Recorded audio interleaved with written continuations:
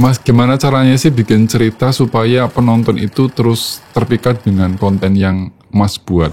Kalau kamu pernah ngerasa, kok konten aku gak ada yang nonton ya? Padahal perasaan aku udah bikin konten yang terbaik buat teman-teman, buat penonton.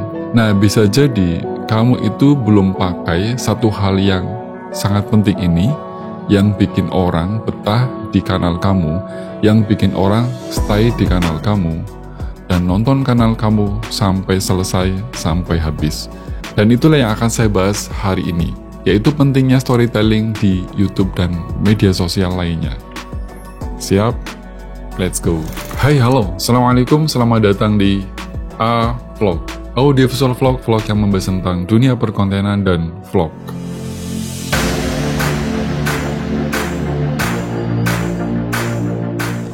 Jadi sekali lagi, konten itu bukan hanya sekedar konten saja, tapi juga harus tahu strateginya, harus tahu tata caranya, harus tahu hal-hal yang sifatnya bisa ngebantu kanal teman-teman ini naik. Itu kanal teman-teman itu bisa boom. Kontennya juga bisa diikuti oleh banyak penonton. Nah, sekarang ini saya ngejawab pertanyaan dari salah satu penonton ya, viewer saya yang mengatakan, penonton di kolom komentar tuh ada yang nanya, Mas, gimana caranya sih bikin cerita supaya penonton itu terus terpikat dengan konten yang Mas buat?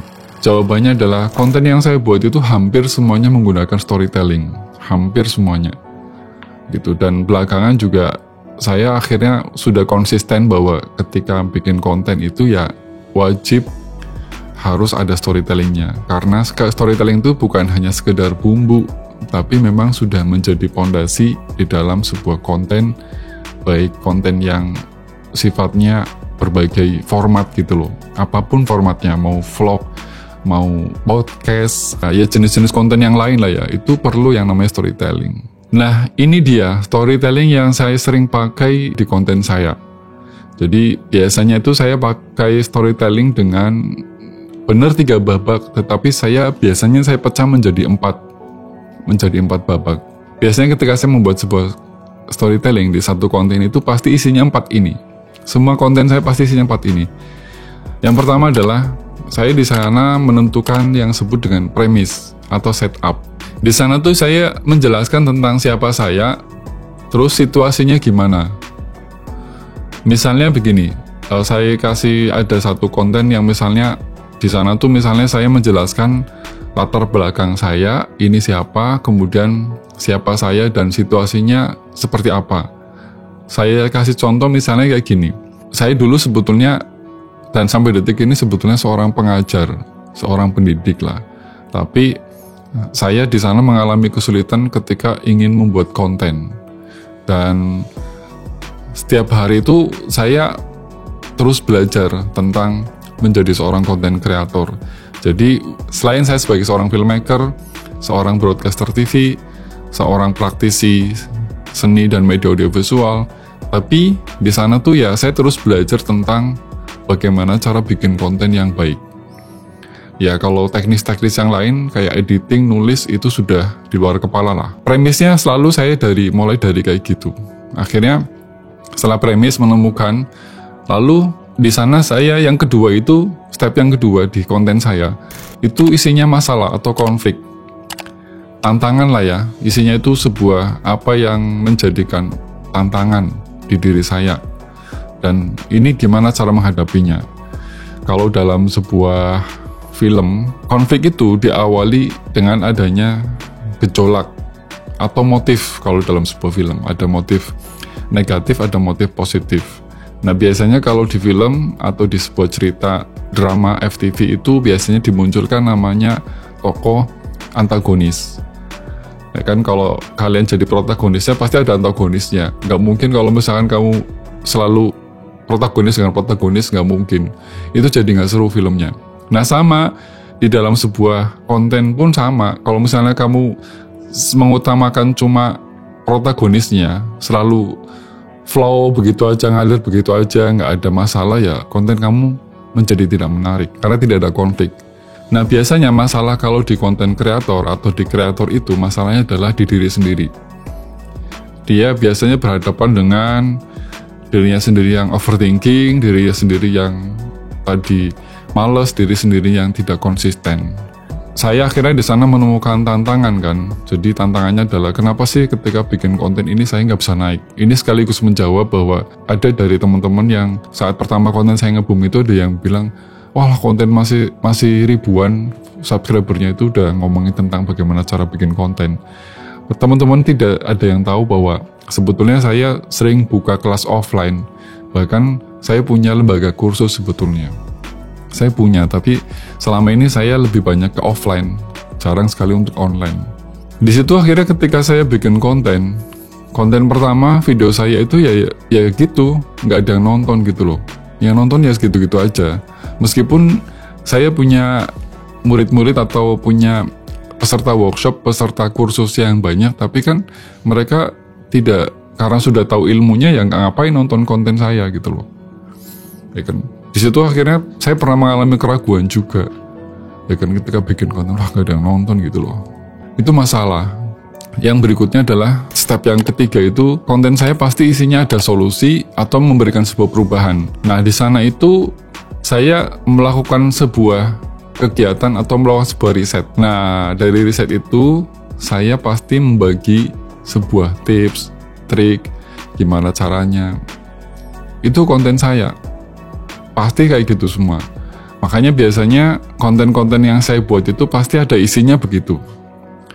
Jadi setelah saya mengalami stagnasi, mengalami tidak naik, pasti di sana akhirnya terus belajar.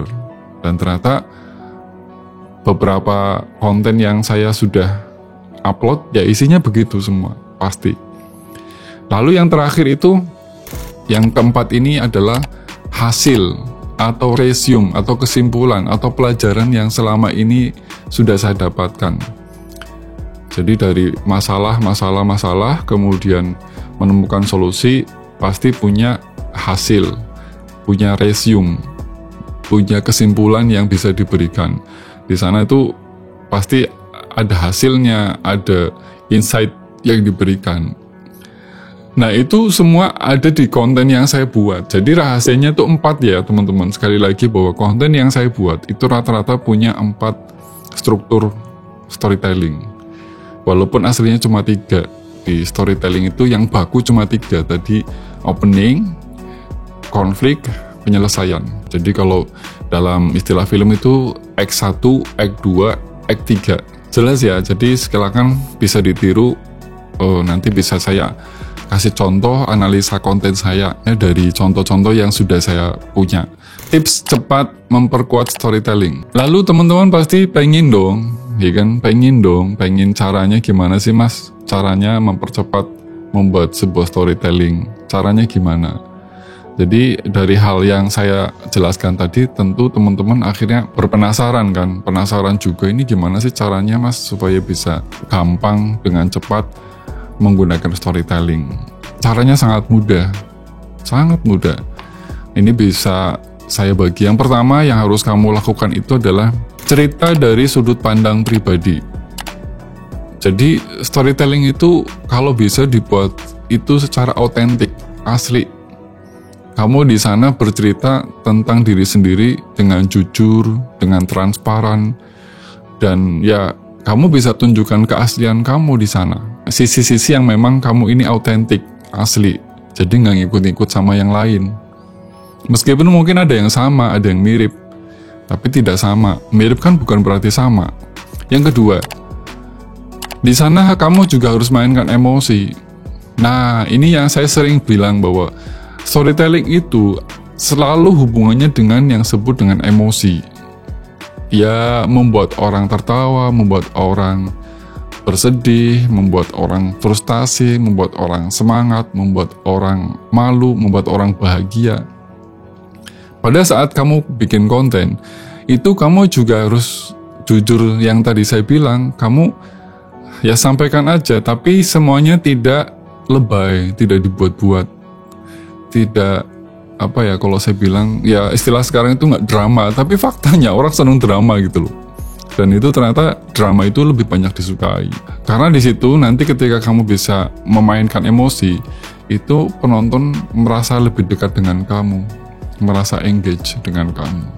Yang kedua, kamu jangan lupa kalau misalnya bikin storytelling itu harus detail, karena detail itu penting banget. Nah, detail di sini tuh biasanya isinya tentang lokasi kejadian, waktu, dan mungkin ada kata-kata orang lain yang kamu ingat.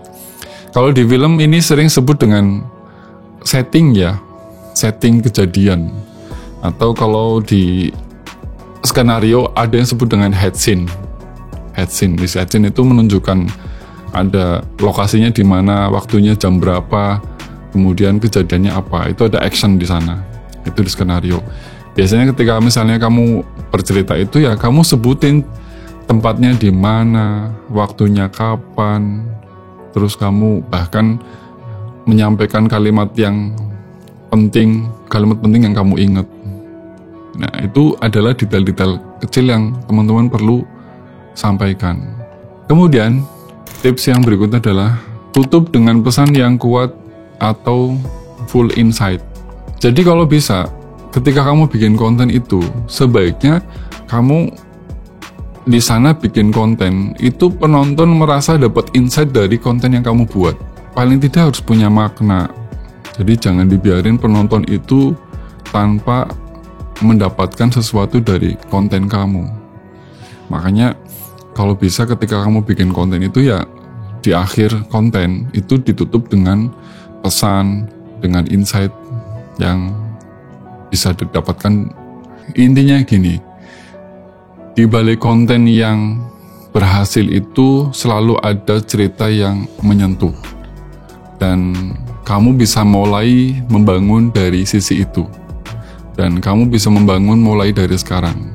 Kalau kamu merasa video ini bisa membantu, silakan kamu bisa bagi ke teman-teman kamu yang saat ini sedang membutuhkan bagaimana cara bikin storytelling. Storytelling itu bukan cuma tentang bikin cerita, tapi tentang membuat orang lain itu terlibat. Ingat ya, kalau kamu bukan siapa-siapa, ngontenlah. Karena lewat konten, kamu bisa jadi story dalam perjalanan hidup apa yang kamu mau. Dan jangan lupa subscribe. Terima kasih. Salam A Vlog.